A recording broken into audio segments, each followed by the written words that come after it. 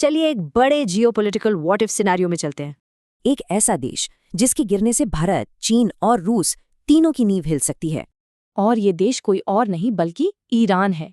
तो सवाल ये है कि अगर ईरान का मौजूदा शासन गिर गया तो क्या होगा?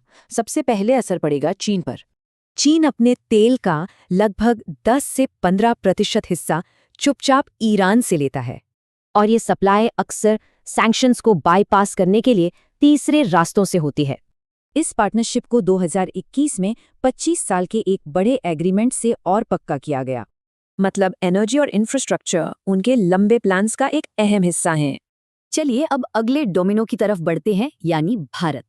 भारत के लिए ईरान सिर्फ तेल का सोर्स नहीं है, बल्कि इससे कहीं ज्यादा है। ये एक जरूरी लैंड ब्रिज की तरह काम करता है, जो मध्य एशिया का एक स्ट्रेटेजिक रास्ता है। इसमें चाबहार पोर्ट बहुत अहम है और कोई भी बदलाव पाकिस्तान फैक्टर को और पेचीदा बना देगा। और अब तीसरा डोमिनो है रूस।